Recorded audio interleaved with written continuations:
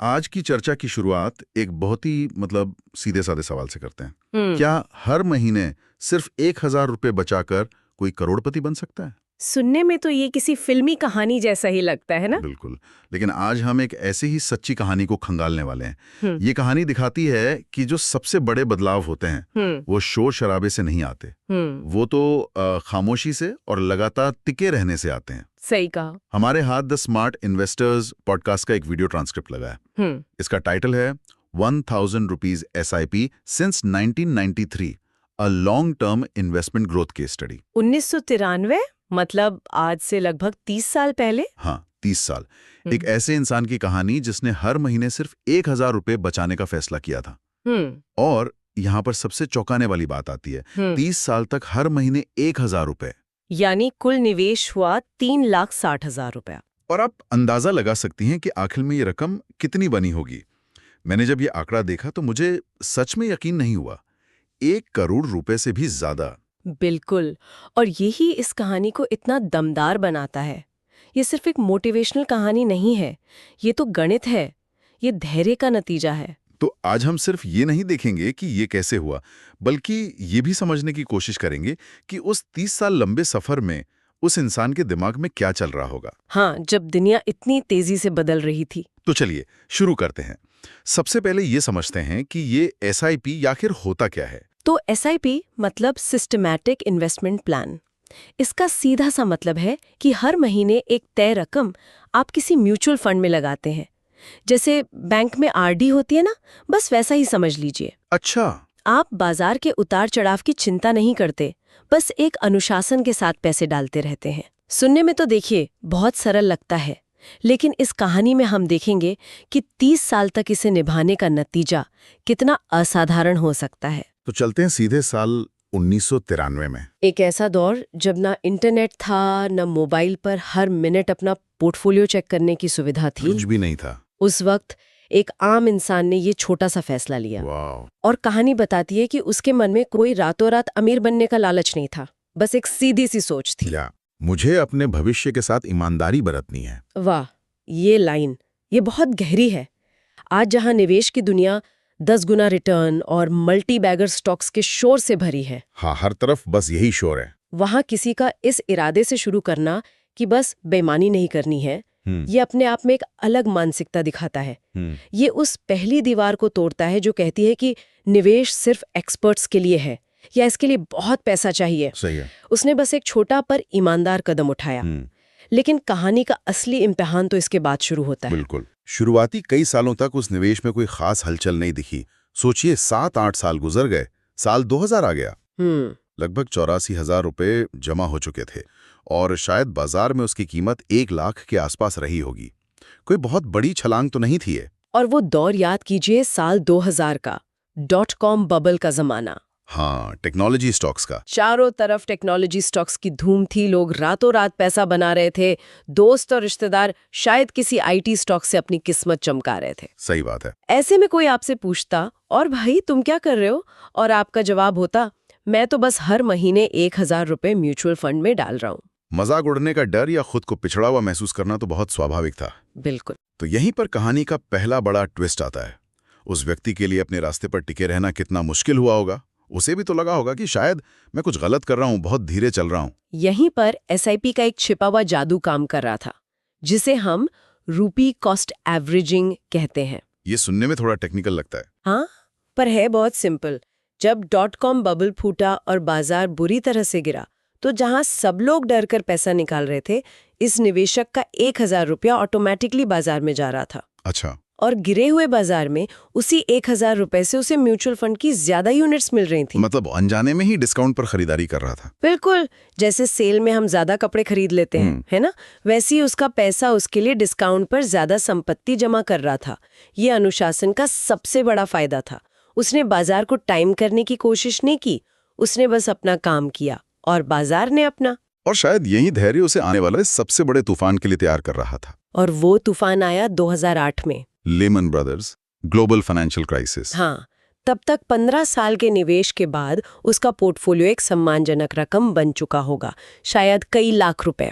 और फिर कुछ ही महीनों में उसने उस रकम को 40-50% तक गिरते हुए देखा होगा। सोचकर देखिए, आपकी सालों की मेहनत की कमाई आपकी आंखों के सामने आधी हो रही है। अखबारों में हर तरफ मंदी की खबरें, नौकरियां जाने की खबरें। ऐसे में हिम्मत बनाए रखना तो लगभग नामुमकिन लगता है। बिल्कुल, यही वो मोड़ है जहां 99% लोग हार मान लेते हैं। वो नुकसान में ही सही अपना पैसा निकालकर बाहर हो जाते हैं। लेकिन इस कहानी का नायक अलग था। उसने क्या किया? उसने कुछ नहीं किया। कुछ नहीं किया। वो बस अपना 1000 रुपया हर महीने डालता रहा। ये सुनने में जितना आसान लगता है, करने में उतना ही मुश्किल है। सही है। यहाँ अनुशासन के साथ साथ एक और चीज थी जो शायद उसकी सबसे बड़ी ताकत बनी, नजरअंदाज करने की ताकत, द पावर ऑफ इग्नोरिंग। अच्छा। आज के दौर में जहां हम हर मिनट अपने फोन पर पोर्टफोलियो चेक कर सकते हैं, उस व्यक्ति के पास ये सुविधा या कहूं कि ये बोझ नहीं था। उसका सिस्टम सेट था।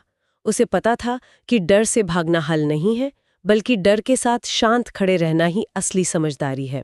और ये सिर्फ पैसे बचाने की आदत नहीं रही होगी फिर। हाँ, ये तो धीरे धीरे उसकी पहचान का हिस्सा बन गया। हाँ, एक ऐसा इंसान जो शोर से प्रभावित नहीं होता, जो भीड़ के साथ नहीं भागता। ये निवेश अब उसे सिर्फ वित्तीय सुरक्षा नहीं बल्कि एक तरह की मानसिक शांति दे रहा था। बिल्कुल। और जब 2008 का संकट टला और बाजार ने वापसी की, तो जिन लोगों ने डर कर पैसा निकाल लिया था, वे बस देखते रह गए। लेकिन इस निवेशक का पोर्टफोलियो, जो रुपी कॉस्ट एवरेजिंग की वजह से गिरावट में और मजबूत हो गया था, उसने रॉकेट की तरह उड़ान भरी होगी। हाँ बिल्कुल, यहीं से असली खेल शुरू हुआ। तो अब आते हैं कहानी के सबसे जादुई हिस्से पर। हाँ, उसने 2 बड़े बाजार क्रैश झेल लिए थे। अब तक लगभग 20-22 साल बीत चुके थे और यहीं पर एक और हीरो की एंट्री होती है जिसका नाम है कंपाउंडिंग। हाँ, कंपाउंडिंग। इसे थोड़ा आसान भाषा में समझाइए। कंपाउंडिंग या चक्रवृद्धि ब्याज का मतलब है कि सिर्फ आपके पैसे पैसा नहीं कमाते, बल्कि आपके कमाए हुए पैसे पर भी पैसा बनता है। ये एक छोटे से स्नोबॉल की तरह है जो पहाड़ी से लुढ़कना शुरू करता है। शुरू में वो बहुत धीरे धीरे बड़ा होता है, आपको लगता है कुछ हो ही नहीं रहा, लेकिन जैसे जैसे वो नीचे जाता है, वो तेजी से बर्फ इकट्ठा करता है और आखिर में एक विशाल गोले में बदल जाता है। और इस कहानी में वो स्नोबॉल इफेक्ट कब दिखना शुरू हुआ? इस कहानी का सबसे हैरान करने वाला सच यही है।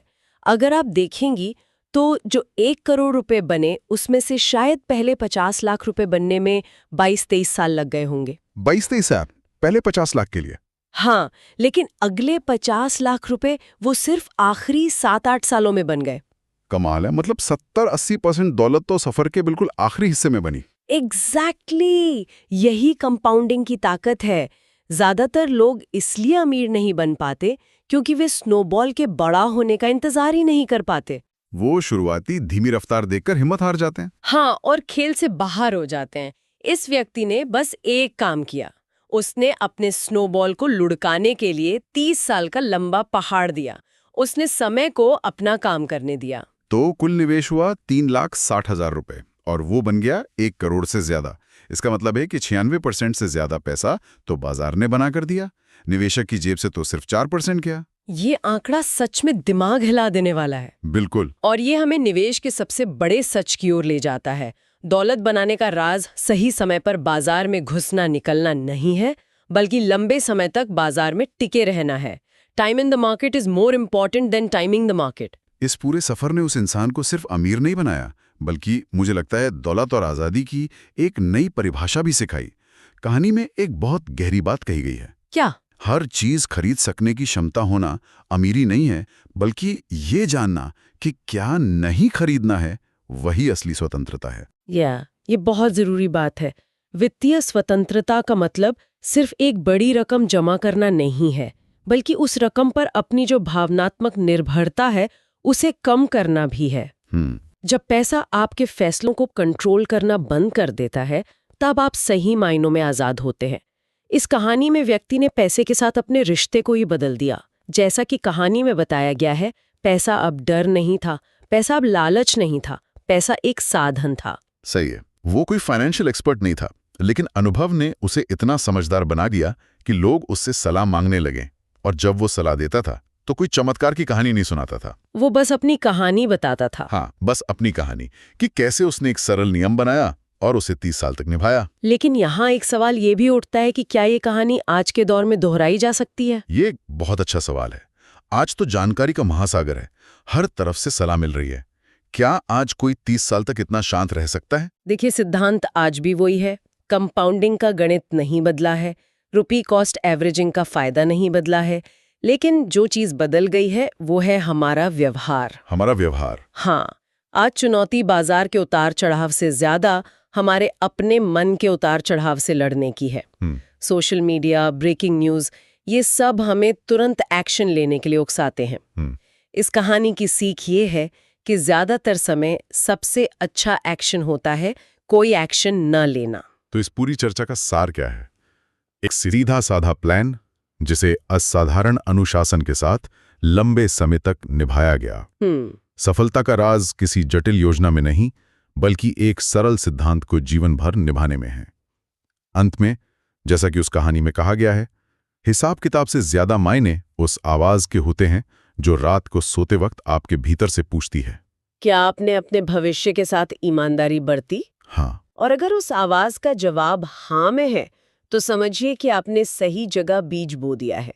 ये कहानी हमें किसी खास फंड में निवेश करने के लिए नहीं कहती, ये हमें खुद के साथ एक ईमानदार बातचीत शुरू करने का न्योता कहती है। ये सब एक बहुत महत्वपूर्ण सवाल खड़ा करता है। ये कहानी दिखाती है कि एक लंबा और अनुशासित सफर इंसान को भीतर से शांत और समझदार बना सकता है। तो सोचने वाली बात यह है कि अगर पैसा बनाने की प्रक्रिया हमें एक बेहतर, अधिक धैर्यवान और संतुष्ट इंसान नहीं बनाती, तो क्या उस पैसे का कोई वास्तविक मूल्य है?